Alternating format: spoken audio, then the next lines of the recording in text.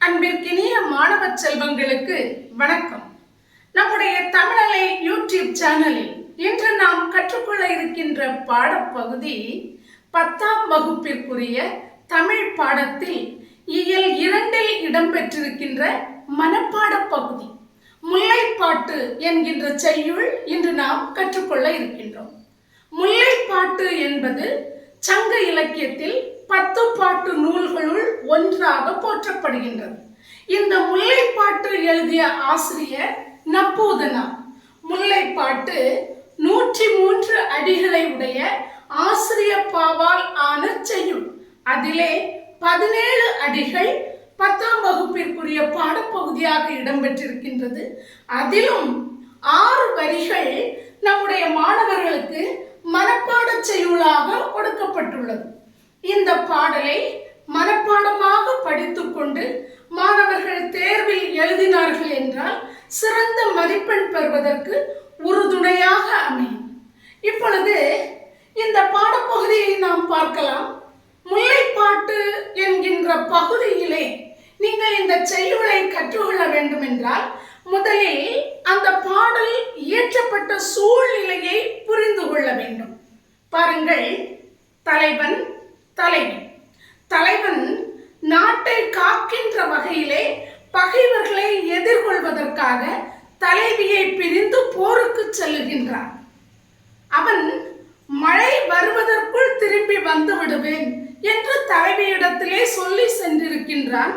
மழைக்காலம் வந்துவிட்டது, மிகப்பெரிய மழை. ஆனால் தலைவன் திரும்பி வரவில்லை. இன்னும் தலைவன் வரவில்லையே என்று தலைவி மிகவும் வருத்தப்பட்டு விடுகின்றாள். அவளுடைய துயரத்தை அறிந்த முது பெண்டீர் இறைவனை வழிபடுவதற்காக நாளிலே நெல்லும் முல்லை மலரும் எடுத்து செல்கின்றார்கள். இவற்றை இறைவனுக்கு முன்னால் தூவி இறைவனை வழிபடுகின்றார்கள். அப்படி வழிபடுகின்ற நேரத்திலே அந்த கால வழக்கம் ஏதாவது நற்சொல் கேட்கிறதா என்று கூர்ந்து கவனிப்பார்கள். அதனை நம்முடைய பாடலில் விரிச்சி கேட்டல் என்ற சொல்லால் சொல்லியிருக்கிறார் ஆசிரியர். விரிச்சி என்பது நற்சொல். அந்த நற்சொல் கேட்டது என்று சொன்னால் இறைவனிடத்திலே நாம் வைத்திருக்கின்ற வேண்டுதல் நிறைவேறிவிட்டது என்பது பொருள். இப்படி இறைவனை நெல்லும் மலரும் தூவி வழிபடுகின்றார்கள். அந்த நேரத்திலே அங்கே ஒரு ஒலி கேட்கின்றது. அந்த ஒலி என்ன என்பதுதான் நம்முடைய பாடப்பகுதி. பாருங்கள்,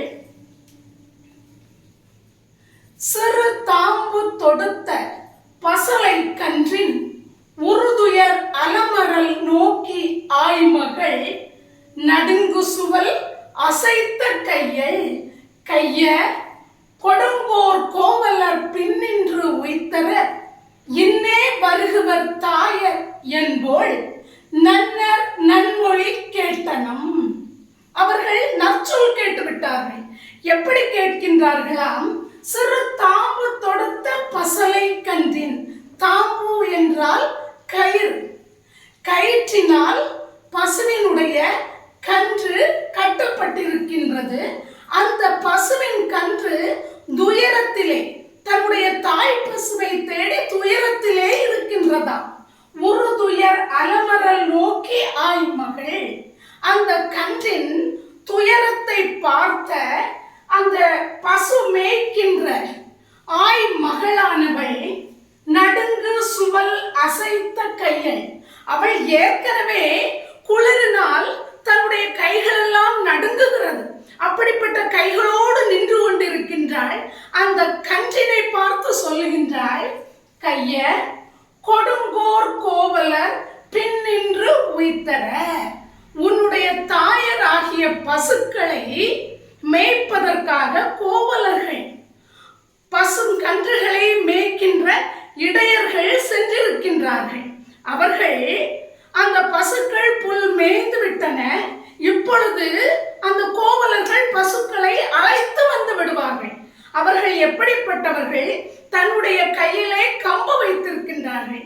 அந்த கம்பு எப்படிப்பட்டது? வளைந்த கத்தியினை உடைய கம்பினை வைத்திருக்கின்றார்கள்.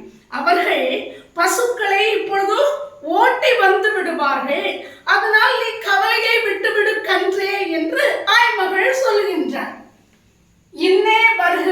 தாயர் என்போள். இப்பொழுது உன்னுடைய தாயாகிய பசு வந்துவிடும் என்று ஆய்மகள் கூறினாள். நன்னர் நன்மொழி கேட்டனும். இப்படிப்பட்ட நற்சொல்லை நாங்கள் கேட்டோம். அதனால் தலைவியே, உன்னுடைய தலைவன் விரைவில் வந்து விடுவான், நீ கவலையை விட்டுவிடு என்று முதுபெண்டிர் சொல்கின்றார்கள். இதுதான் பாடப்பகுதி. இந்த 6 வரிகளும் உங்களுக்கு மனப்பாட செய்யுள் என்பதால் இதனை மீண்டும் ஒரு முறை நான் வாசிக்கின்றேன். நீங்களும் தொடர்ந்து வாசித்து பாருங்கள். அப்படியே மனப்பாடம் செய்து கொண்டீர்கள் என்றால் மிக மிக எளிதாக இருக்கும். பாருங்கள் பாடலை. சிறு தாம்பு தொடுத்த பசலை கன்றின் உறுதுயர் அலமரல் நோக்கி ஆய்மகள் நடுங்கு சுவல் அசைத்த கைய கொடுங்கோர் கோவல பின்னின்று உய்தர இன்னே வருகுவர் தாயர் என்போள் நன்ன நன்மொழி கேட்டனம். இந்த பாடலை படித்துக் கொள்ளுங்கள். இந்த பாடல் படிக்கின்ற போதே அதில் வருகின்ற அருஞ்சொற்களுக்கான பொருளையும் புரிந்து கொள்ளுங்கள். இங்கே பாருங்கள். சுவல் என்றால் தோள் என்று பொருள். அதே போன்று விரிச்சி என்றால் நற்சொல் என்று பொருள்படும். இனி பாருங்கள், இலக்கண குறிப்பாக ஒரு துயர் என்கின்ற சொல் இடம் பெற்றிருக்கின்றது. இது இலக்கண குறிப்பு எழுதுகின்ற போது வினை தொகையாக வரும். உற்ற துயர், உருகின்ற துயர், உறும் துயர் என 3 காலத்திற்கும் ஏற்புடையதாக இருப்பதால் இதனை நாம் வினைத்தொகை என்று சொல்கின்றோம். இன்னும் ஒரு சொல் பகுபத உறுப்பிலக்கணத்தில் உள்ள சொல் பொறித்த என்கின்ற சொல்லுக்கு பகுபத உறுப்பிலக்கணம் தருக என்று கேட்கலாம். இதனை நாம் பிரிக்கின்ற பொழுது பொறி கூட்டல் இத்து கூட்டல் இத்து கூட்டல் அ என்று பிரிக்க வேண்டும். இப்பொழுது பாருங்கள். பொறி பகுதி இத்து 2 இத்து இருக்கிறது. அதனால் முதல் இருக்கின்ற இத்து சந்தி, அடுத்ததாக இருக்கின்ற இத்து இறந்த கால இடைநிலை, அடுத்து அ என்பது பெயரச்ச விகுதி. இது ஏன் பெயரச்ச விகுதியாக வந்திருக்கிறது என்று நீங்கள் யோசிக்கலாம். இந்த சொல்லை நீங்கள் சொல்லி பாருங்கள். பொறித்த, அது நிறைவு பெறவில்லை. ஒரு சொல் போட்டால்தான் நிறைவு பெறும்.